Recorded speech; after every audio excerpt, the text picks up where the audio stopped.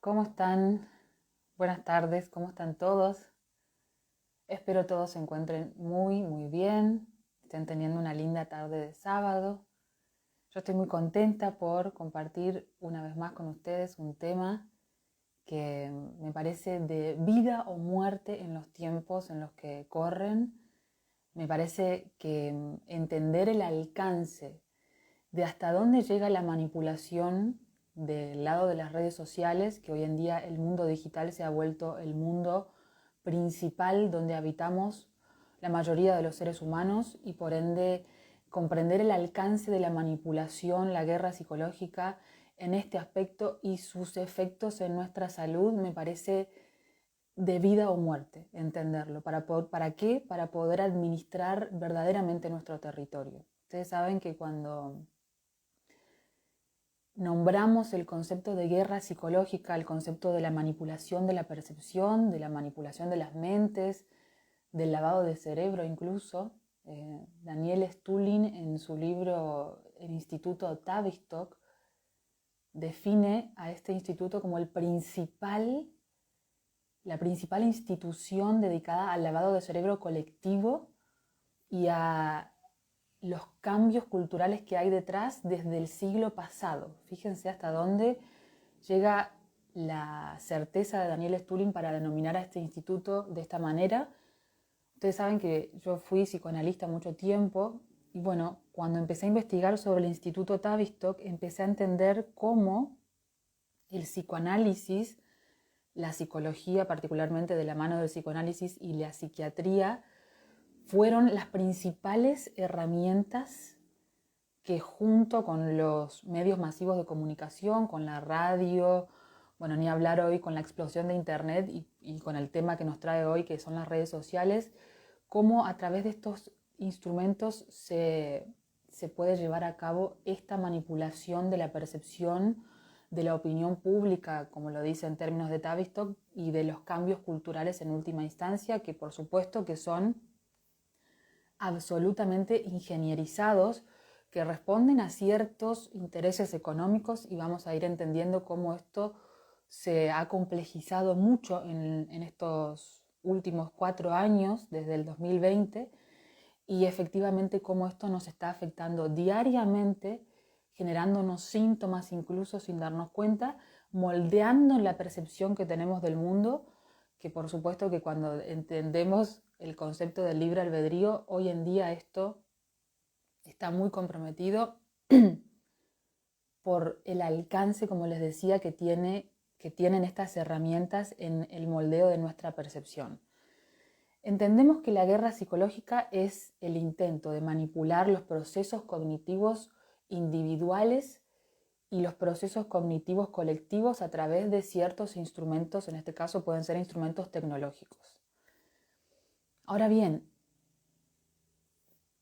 la psiquiatría como rama del conocimiento, de hecho uno de los fundadores del Instituto Tavistock lo denomina de esa manera, la psiquiatría tiene, y los psiquiatras, los psicólogos, estos hombres grises, como lo define John Rollin Rees en su libro El inicio de la psiquiatría a través de la guerra, porque Tavistock se formó inicialmente, y esto es lo que ellos declaran, ¿no?, públicamente, atendiendo a los soldados que venían con estrés postraumático, lo que se empezó a denominar en esa época estrés postraumático luego de la Primera Guerra Mundial.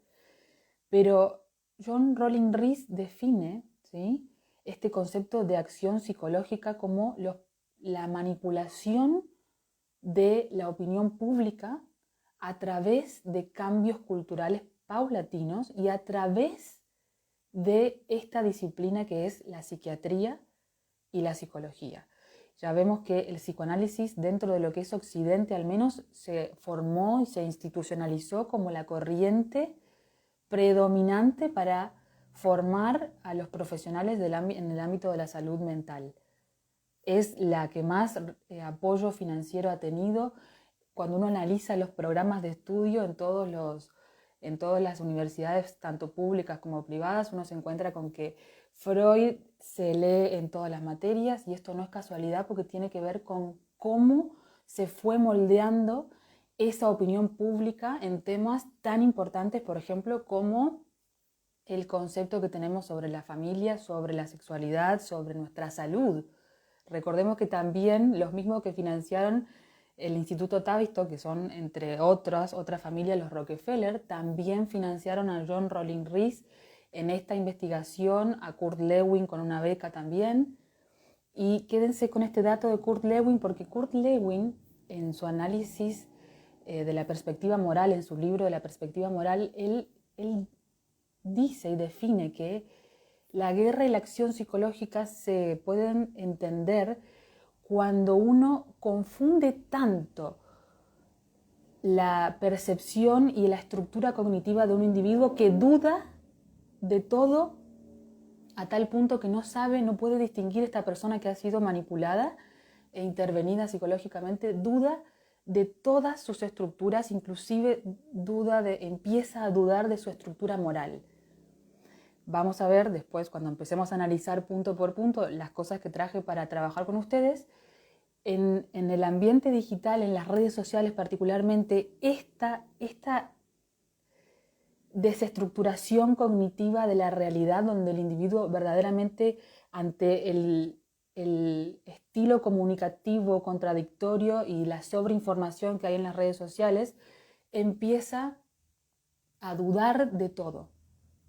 No puede tener un concepto y un juicio claro sobre su propia realidad, sobre lo que verdaderamente necesita, sobre lo que verdaderamente le haría bien en última instancia. Ese es el concepto de guerra psicológica. Por eso es tan importante entenderlo para poder idear una estrategia de acción, tomar decisiones de cómo me voy a relacionar yo con estas herramientas tecnológicas que hoy en día definen nuestro día a día. Entonces, hay dos experimentos que son fundamentales dentro de la psicología que explican cómo funciona realmente el mecanismo de acción de las redes sociales.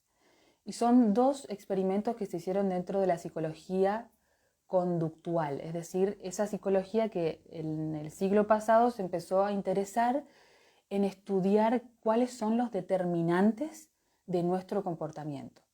Y empezaron a experimentar con animales. Entre esos está Skinner, que fue uno de los fundadores de la psicología conductual.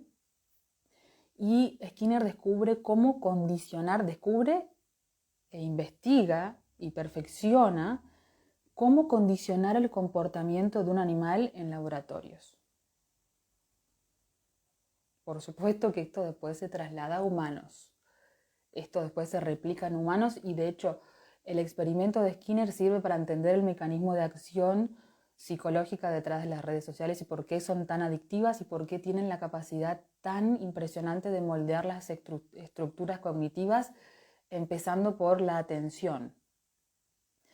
Skinner descubre que cuando reforzaba ciertos comportamientos en las ratas, aleatoriamente, sin un patrón unívoco, es decir, cuando por ejemplo las ratitas apretaban una palanquita y a veces obtenían comida, pero a veces no, eso se llama refuerzo intermitente, el comportamiento de las ratas empezaba a ser completamente desajustado, sin un patrón en común. Las ratas empezaban a perder incluso el sueño, la regularidad del sueño, empezaban a tener síntomas físicos y empezaban a tener un comportamiento compulsivo. Cuando estudiaron su cerebro después se dieron cuenta de que esto tenía también un correlato hormonal. Los niveles hormonales empezaban a cambiar. Esta es la base de estructura del condicionamiento del comportamiento de las redes sociales, el refuerzo intermitente. Yo no sé si lo que yo subo mañana va a tener una cantidad de aceptación social, si tantos me gustas, tantos comentarios.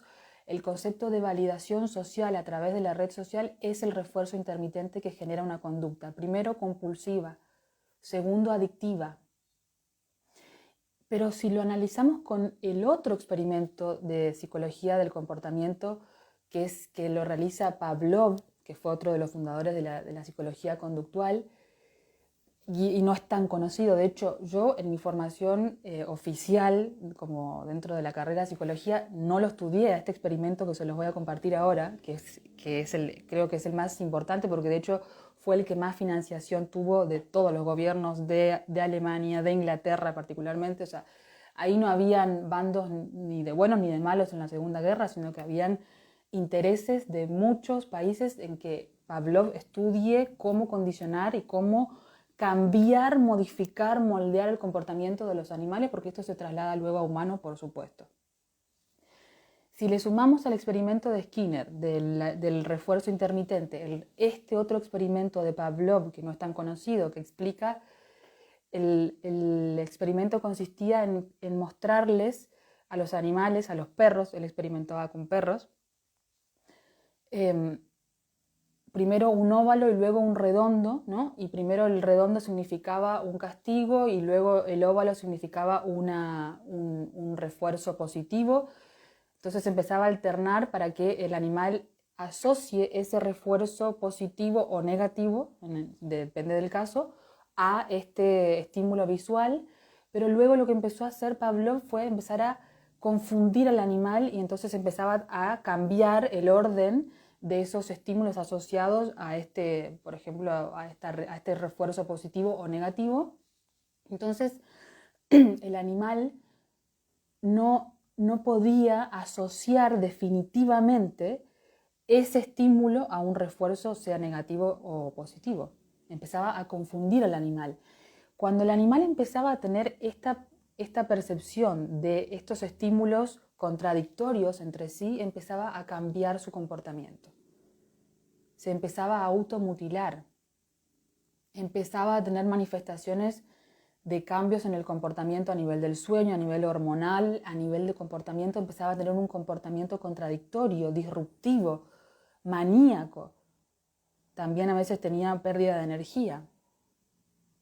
Fíjense hasta dónde llega a entender esto. ¿Por qué?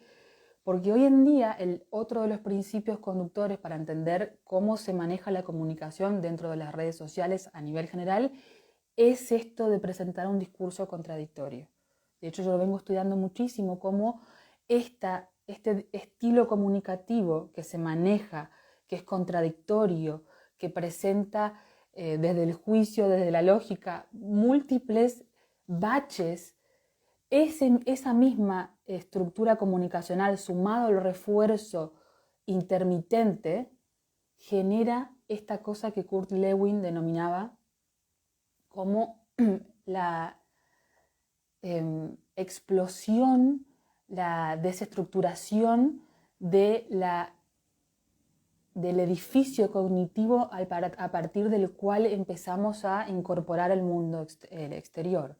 Recordemos que hoy en día percibimos el mundo exterior a través de lo que nos muestran muchas veces frente a nosotros en las redes sociales y entendemos que nuestro cerebro al menos, porque esto que estamos reflexionando ahora lo hacemos acá con la corteza prefrontal, es un esfuerzo cognitivo de intentar hacer un análisis concreto sobre eso, pero nuestro cerebro primitivo percibe la realidad en otros términos, entiende que todo lo que nosotros percibimos es real, en primera instancia lo percibe de esa manera y reacciona con sus estructuras biológicas. Y ahí entra la parte en la que a mí me parece de vida o muerte esto. ¿Por qué? Entender esto para poder idear un plan de acción concreto. Porque uno de los aportes que a mí más me fascina que realiza Hammer es el concepto de territorialidad, es decir, lo que mi cerebro interpreta como mi territorio, como animal mamífero que somos, y cómo administrar mi territorio, inclusive mi territorio mental, poner límites, ordenar ese territorio, definir mi rol en ese territorio, definir cómo me voy a manejar yo en ese territorio, qué rol me gustaría ocupar, cómo voy a definir mi identidad, y eso tiene que ver también con la posición sexual, porque también el territorio está muy ligado a la sexualidad. Todo eso en un contexto de manipulación y guerra psicológica es fundamental y es de vida o muerte porque va a definir si yo tengo síntomas o no tengo síntomas. Y ya vamos a ir viendo cuáles son los síntomas más comunes asociados a el efecto de esta manipulación a través de las redes sociales, el efecto que tiene la distorsión, el espejo distorsionado en el que yo miro la realidad y me miro a mí mismo a través de las redes sociales, porque este mundo virtual no es el mundo real. Sin embargo, nuevamente mi cerebro lo percibe como tal. Entonces, entender el concepto de territorialidad me va a ayudar a entender de que yo, cuando estoy en una red social y experimento un choque biológico de desvalorización o un choque biológico territorial, voy a afectar automáticamente mis estados hormonales, voy a afectar automáticamente mi comportamiento. Mi comportamiento va a variar porque a su vez mi cerebro va a variar. Hay una relación sincrónica constantemente entre cerebro, entre nuestros órganos y nuestros niveles hormonales, toda nuestra fisiología y nuestro comportamiento. Entonces yo necesito sí o sí entender cómo está afectándome esto que es el espejo distorsionado de la red social en mi biología. ¿Para qué? Para poder administrar nuevamente mi territorio, poner límites. Tengo que ordenarlo. Tengo que seleccionar qué es lo que voy a consumir dentro de esa red social. Porque otro de las variantes importantísimas es que Silicon Valley se ha transformado en el principal, lo que fue en su momento el Instituto Tavistock a través de la radio y de los medios masivos de comunicación del siglo pasado, hoy se ha transformado Silicon Valley en ese principal territorio de lavado de cerebros a nivel colectivo. Entonces necesito entender cómo esa percepción y lo que se muestra, ¿no?, de la realidad en esa red social está distorsionado y qué intereses hay detrás. Para mencionar, Chequeado, ¿no?, de George Soros, qué información la filtra como verdadera, como falsa. Eso es lo que antes veníamos presentando como la información contradictoria, porque de por sí esto, y ya desde el 2020 quedó clarísimo y muchos nos dimos cuenta de hasta dónde llega la manipulación, especialmente en temas de salud. Entonces necesito entender de que esto está admitido por ellos mismos. Susan Wojcicki, la titular de YouTube, lo admitió públicamente en el 2020. Los contenidos oficiales son los que se priman dentro del algoritmo. Y los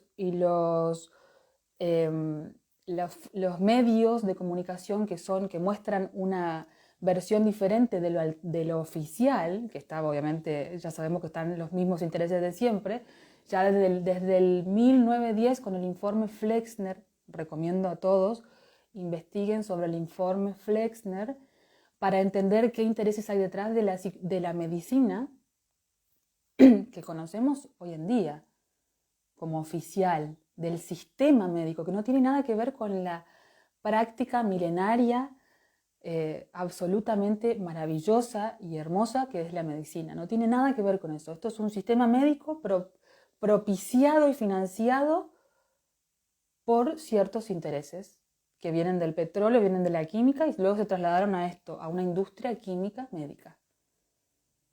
Investiguen sobre el informe Flexner. Entonces, Susan Wojcicki ya lo admitió en el 2020. Las informaciones oficiales son las que se van a promocionar con nuestro algoritmo.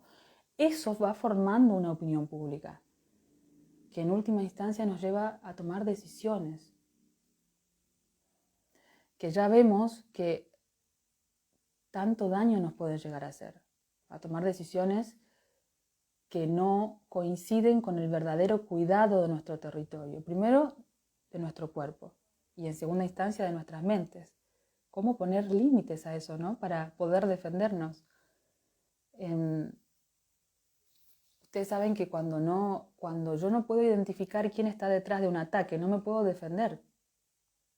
Si yo no puedo identificar que mi territorio mental está siendo disputado, hay muchos intereses detrás en manipular mis procesos cognitivos, no voy a poder defenderme, no voy a poder realizar un correcto filtrado y ordenamiento de mi territorio mental. Y eso se va a traducir indudablemente en síntomas mentales. El comportamiento, cuando tenemos síntomas mentales, ya sabemos que nuestra biología está puesta en una situación de estrés bastante extremo. ¿Por qué? Porque mínimo necesitamos 2 choques biológicos de la misma naturaleza afectando ambos hemisferios cerebrales para que nuestro comportamiento se afecte. Y hoy en día lo más común que vemos son los síntomas mentales producto directo de la manipulación que tenemos y del que somos víctimas en las redes sociales. Otro ejemplo de hasta dónde llega la manipulación, uno de los mismos directores de Facebook también lo ha admitido. Nuestro principal objetivo es entender cómo a través de cada acción dentro de la red social, esto es una descarga de dopamina, que es la estructura neuronal básica de cualquier comportamiento adictivo, el de la dopamina. Cada acción de recompensa pequeña genera este cambio en el comportamiento que genera adicción. Ellos lo admiten, necesitamos moldear la percepción colectiva, mostrar una realidad que responda a defender y estructurar ciertos intereses económicos, y a su vez nos interesa que esa plataforma genere adicción, te enganche. Te distorsionamos la realidad y a su vez queremos que te quedes enganchado a eso. Ahora, ustedes me dirán, ¿cómo eso se traduce en nuestra salud? ¿Cómo yo lo puedo evidenciar en mi salud? Bueno, uno de los principales blancos, por nombrar algunos, es el tema de la sexualidad, que como ya les dije, es un aspecto fundamental dentro de mi territorio, para administrar mi territorio. La primera cosa que tenemos que entender es que estas grandes estructuras de poder, que las podemos localizar en una localización en Silicon Valley, lo que presentan es un discurso contradictorio de base sobre nuestra sexualidad. Nos confunden. Presentan constantemente información contradictoria y poco científica, obviamente, sobre nuestra sexualidad. Y esto en un adolescente, por ejemplo, resulta de vital importancia, porque el adolescente está empezando primero a entender cómo funciona su comportamiento con el efecto de algo novedoso que son las hormonas sexuales. Está empezando a entender cómo funciona su cuerpo y en el medio está intentando empezar a construir una identidad sobre todo eso. Entonces, si yo me encuentro como adolescente absorbiendo información contradictoria sobre mi sexualidad, primero voy a entender que esa información contradictoria genera un comportamiento contradictorio. Y ese comportamiento contradictorio me genera cortocircuitos para tomar acción. Y empiezo a tomar acciones sin la intervención del lóbulo prefrontal que también se está formando. Entonces empiezo a tener una sexualidad desordenada, empiezo en esa sexualidad desordenada a seguir diferentes patrones. ¿Para qué? Para construir mi identidad alrededor de este concepto tan importante como la sexualidad. Y luego de que presenta, estas estructuras de poder presentan estos discursos contradictorios, a su vez tenemos que entender que también las redes sociales han pasado de ser redes sociales donde se primaba la comunicación, los caracteres, había solo mensajes en Facebook escritos, a un primado absoluto de la imagen. ¿Por qué? Porque la imagen representa un menor esfuerzo cognitivo de procesar. Pero a su vez, esa misma distorsión, ¿no?, de la realidad a través de solo imágenes, que genera, por supuesto, un debilitamiento también de la corteza prefrontal, del funcionamiento de la corteza prefrontal, también genera una distorsión porque, por ejemplo, las chicas, que son las más vulnerables con el cambio hormonal, empiezan a tener una distorsión de lo que realmente implica definir mi rol, mi identidad sexual, mi identidad como mujer, mi identidad a través de cómo me veo, porque por supuesto que esto después fue variando y se fue incrementando. Después aparecieron los filtros, donde la distorsión de la realidad es aún mayor. Pero recordemos que si yo entro a una red social y entiendo que lo que me muestra a mí es la realidad, ustedes saben que hombres y mujeres no percibimos el mundo de la misma manera, no reaccionamos de la misma manera, no necesitamos lo mismo. Esto tiene una base científica, anatómica, y una base hormonal. Y una base biológica, por supuesto, sobre base. Ustedes saben que evolutivamente los hombres, desde que empieza el cambio hormonal e incluso antes, tienen un comportamiento más competitivo que las mujeres primero. pero compiten por cosas diferentes, hombres y mujeres, por lo general, como regla biológica básica. Primero, los hombres compiten por lo que su cerebro, su cultura y su familia entiende que es estatus, comúnmente asociado a el acceso a recursos. Eso en las especies le posibilita a los machos acceder a una reproducción, por ejemplo, ¿no? A mayor hembras, el acceso a recursos, ¿no? El cerebro del hombre también entiende lo mismo y reacciona, por eso los hombres son más competitivos en ese aspecto. Ahora bien, las chicas, las mujeres en general, compiten más por su aspecto físico, porque también evolutivamente esto tiene una razón, por el acceso también a la reproducción a partir de entender el aspecto físico con ciertos marcadores biológicos como un potencial reproductor de salud reproductiva en la mujer. Entonces las mujeres tienden a competir más por el aspecto físico. Ahora, si yo estoy entrando como una chica que no tengo formado mi cerebro, que estoy entrando a una red social con un discurso contradictorio sobre mi sexualidad que me lleva a tomar malas decisiones. Cuando yo tomo malas decisiones, obviamente que estoy maníaco-depresiva porque estoy afectando mi base hormonal mismo por esta distorsión presentada en las redes sociales. Pero luego aparte entro a la red social y me comparo con algo que no es real, por supuesto. Ya recordemos que los hombres y las mujeres se comparan por cosas diferentes. El hombre también va a entrar y se va a comparar con algo que no es real, porque por supuesto que esto está estudiadísimo en todas las estadísticas, en aplicaciones de cita y en las redes sociales se miente sobre, a través de filtros y a través de fotos y a través de un montón de otros mecanismos que se utilizan para distorsionar y mentir sobre el estatus, sobre la belleza, sobre un montón de otras cosas más.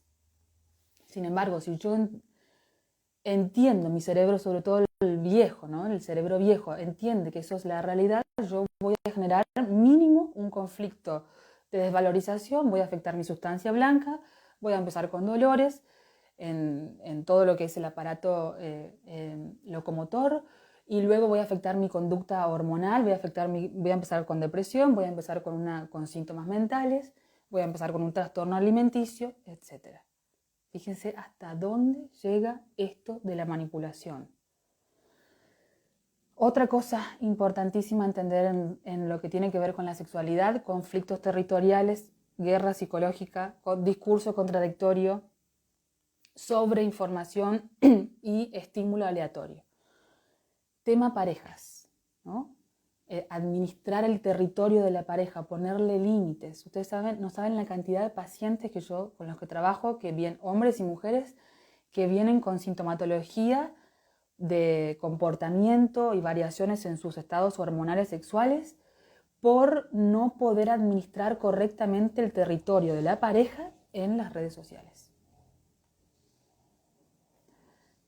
No soy clara o la pareja no está logrando la comunicación. La comunicación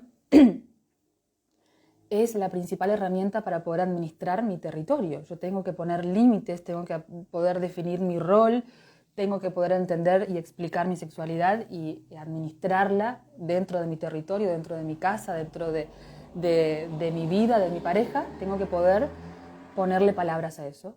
Entonces, si yo no estoy pudiendo con mi pareja lograr eso, automáticamente voy a tener un síntoma. Si soy una mujer diestra, voy a perder mi ovulación, por ejemplo, porque puedo vivir un conflicto sexual por no poder poner un límite o expresar lo que siento con mi pareja en relación a su comportamiento dentro de una red social.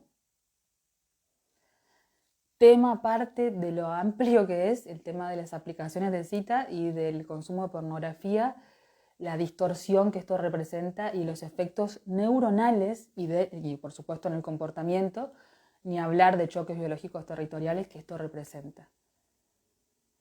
Estamos hablando de la vida, de la felicidad, de la coherencia y de nuestra salud y su determinación por cómo estamos viviendo nuestra vida en una red social, cómo estamos administrando nuestro territorio dentro de esta red social y el efecto que tiene la misma dinámica de esta red social, el mismo funcionamiento de la misma, con su discurso contradictorio que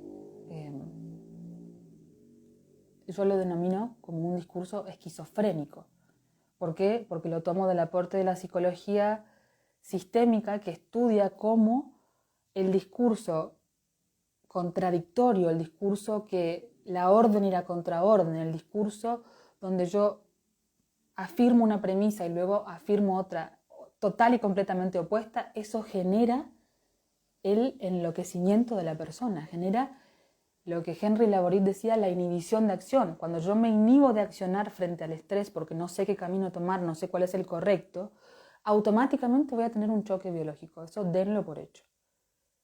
Seguramente, como yo estoy hablando de mi rol, de mi sexualidad, de mi autoestima, de mi rol como mujer, de mi rol como hombre, de mi valor como mujer, de mi valor como hombre, a través de los lentes distorsionados de las redes sociales, voy a afectar mi estado hormonal. Un día me voy a levantar con menos energía y ya sé que tengo un conflicto territorial activo, porque mis niveles hormonales bajaron y se cambiaron. Y es muy probable que sin darme cuenta fue por algo que vi en una red social y no lo pude manejar. Entonces, esto es muy importante para tomar decisiones. Ustedes me dirán, bueno, ¿qué se hace ahora? ¿Se eliminan las redes sociales? Bueno, eso es una decisión muy personal. Yo les recomiendo que las limiten lo máximo que puedan. Algo importante que no les aclaré. Mismo las Instagram, Facebook, Twitter y un montón de redes sociales más, TikTok ni hablar, iniciaron, ¿no?, su estructura de funcionamiento mostrándonos contenido de las personas a las que seguíamos, a las que voluntariamente decidíamos seguir. Dos cosas están pasando desde hace un tiempo. Primero, el contenido que uno ve cuando ingresa a una red social no es el de gente que solamente seguimos, sino que es gente que nos muestra la red social a la que no seguimos, y eso tiene que ver con el moldeado de la percepción colectiva, lo que Kurt Lewin decía, la formación de la opinión pública y la manipulación de la misma. Eso mismo lo vemos ahora. Pero hay otra cosa más, y es que también nuestros datos están siendo manipulados y se han hecho denuncias, de hecho no solo en las redes sociales, sino también en las aplicaciones de citas, perfiles falsos, y automáticamente el algoritmo hace que nosotros aparezcamos como que seguimos a cierto contenido, y de hecho así ha sucedido, se han hecho denuncias públicas sin haber realizado esa acción. Entonces, recomiendo ser conscientes. Recuerden que uno de los primeros efectos cognitivos del uso prolongado de redes sociales es la disminución abrupta de la capacidad atencional. Y la capacidad atencional es el primer eslabón de la cadena cognitiva que termina en mi comportamiento. Si yo no estoy pudiendo percibir correctamente y no estoy teniendo una capacidad atencional óptima, fortalecida, toda mi estructura de juicio, de análisis, de procesamiento de la información e incluso de mi comportamiento va a estar siendo defectuoso, contradictorio, sin atención, sin estructura. Entonces yo recomiendo limitar, tener ayunos. Esto ayuda sobre todo para desintoxicar el cerebro de este circuito dopamínico. Ayunos de dopamina, o sea, un día o por lo menos tantas horas al día no tener ningún tipo de contacto con aparatos o dispositivos electrónicos de ningún tipo. Limitar con palabras, poner orden a mi territorio dentro de estas redes sociales, sobre todo en temas de pareja, de familia. Ordenar, definir. Si tienen hijos, por favor, instruirlos en cómo, hasta dónde está en juego su territorio mental dentro de estos ámbitos digitales. Me parece de vida o muerte, como se los dije al inicio. Bueno, llegamos hasta acá. Si quieren que respondamos en el próximo vivo alguna pregunta, si quieren que hablemos de algún tema, por favor déjenos en comentarios. Dos cosas, recordarles. Sigue abierta la inscripción para la diplomatura internacional. Lo puede hacer cualquier persona, es en habla hispana nada más. sin requisitos previos, la diplomatura internacional en psicopolítica y biopolítica, imperdible. Los expositores son verdaderamente personas muy, muy claras, brillantes para analizar y entender este contexto de guerra psicológica perfeccionada por estos instrumentos tecnológicos. Para otro tema será hablar sobre transhumanismo, sobre, bueno, ciertas herramientas tecnológicas que afectan directamente las estructuras neuronales. Esto ya se viene estudiando desde los años 90 en la psicología militar, eso quedará para otro vivo. Bueno, en estos términos y en este contexto histórico, por supuesto que esta guerra contra las mentes, esta invasión territorial hacia nuestros procesos cognitivos está mucho más perfeccionada y esta diplomatura magistralmente está planteada para entender eso y poder, bueno, tomar acciones sobre nuestra soberanía personal. La soberanía personal es cuánto yo estoy teniendo de poder actuar sobre mi salud verdaderamente. Así que me parece importantísimo. En nuestro perfil está toda la información. Si quieren acceder a los links, igualmente se los vamos a compartir nuevamente. Para todos los que quieran sumarse, va a estar imperdible. También les recordamos que, dos cosas, tenemos cursos online en nuestra web, 100% online, donde ustedes pueden realizar preguntas en un foro. Hay un manual con la bibliografía científica completa para que ustedes lo pongan a prueba, lo investiguen. Y luego nos pueden contactar también si quieren realizar consultas o tratamientos con nosotros. Así que gracias por estar hasta acá, muchas gracias. Nos vemos pronto y cualquier cosa, como siempre, estamos para ayudarlos. Un beso y un abrazo grande. Hasta luego.